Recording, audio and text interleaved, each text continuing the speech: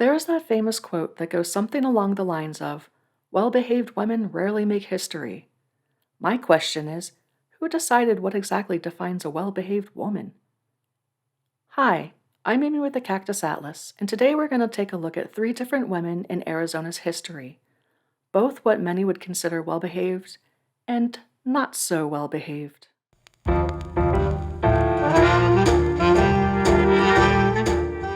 Elizabeth Hudson Smith was born in Alabama, the daughter of a freed slave from Kentucky. Encouraged by her father, Elizabeth received an education and was able to read, write, and speak in French.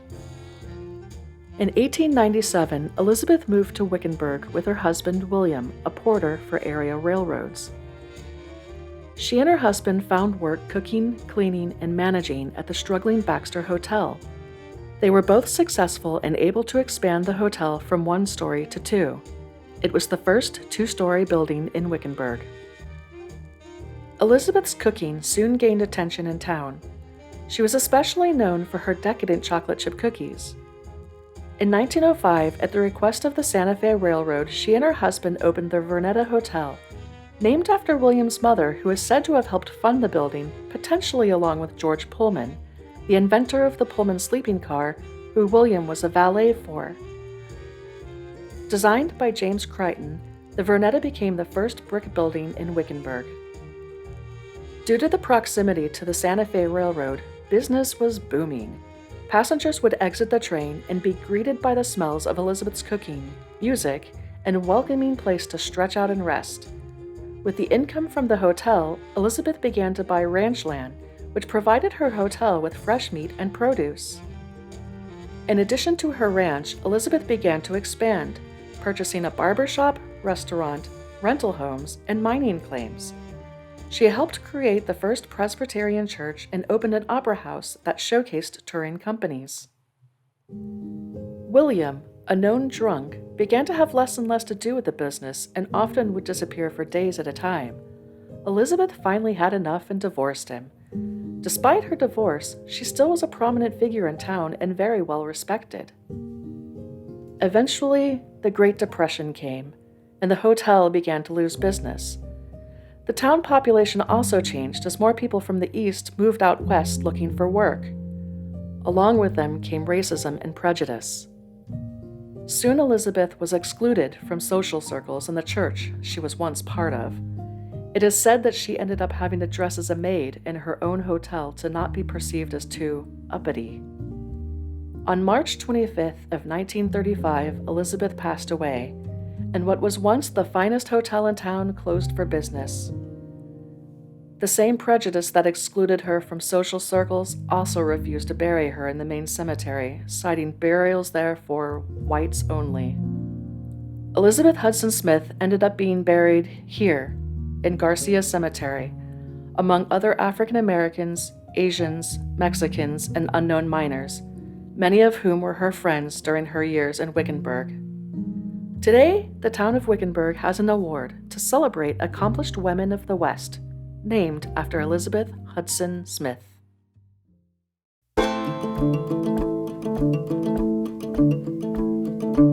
Cecil Creswell was as tough of a woman as you would meet in the West.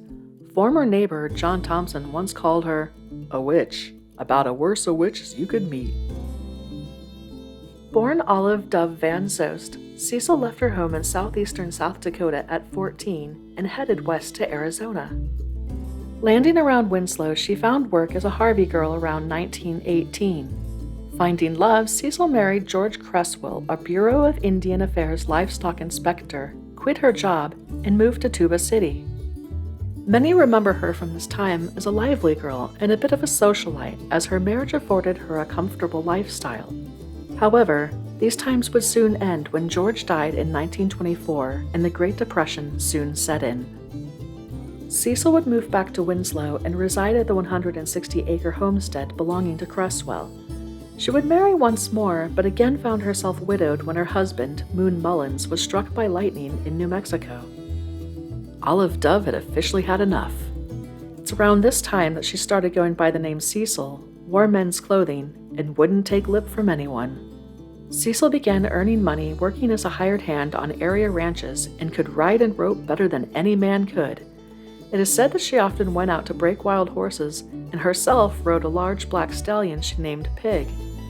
She built her own house, corral, chicken coop, water basin, and a large stone wall on her property herself.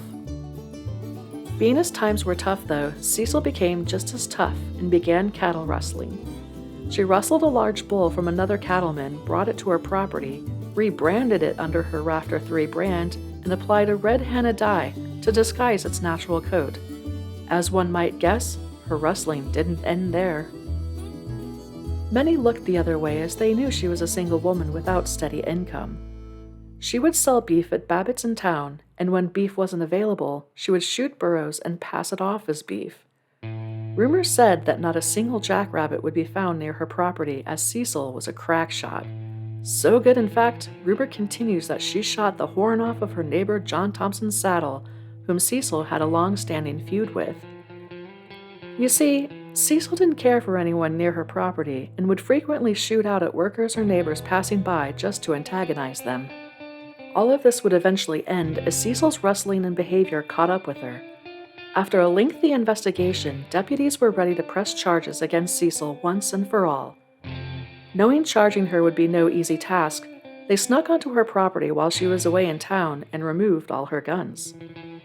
The next day, March 5, 1954, they returned and discovered 21 stolen cattle that had been rebranded, along with one stolen horse and the carcasses of many cows. Knowing her game was up, she agreed to go with the deputies, but first asked kindly to use the restroom before leaving. The deputies obliged. This would prove a fateful error. Not only was there no indoor bathroom in her house, but there was also one gun that the men had failed to secure the previous day, a .30-30 rifle which rang out only once, a fatal shot Cecil took to her own head. In an ironic twist of fate, Cecil's estranged sister became the inheritor of the land. She promptly sold it to Cecil's sworn enemy, her neighbor, John Thompson.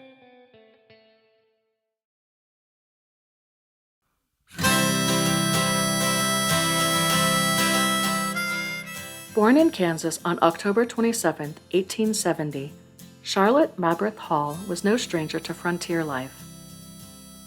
Originally from Lincoln County, Kansas, the Hall family packed up their belongings and moved west following the Santa Fe Trail to Arizona Territory in 1882. A young Sharlot is said to have ridden her pony the entirety of the trip, helping to herd horses along the way, which her father sold once reaching their destination. Once in Yavapai County, Arizona, the family set up home at a place that they named Orchard Ranch. Sharlot worked tending to animals as well as the orchard and learned much about independence and hard work.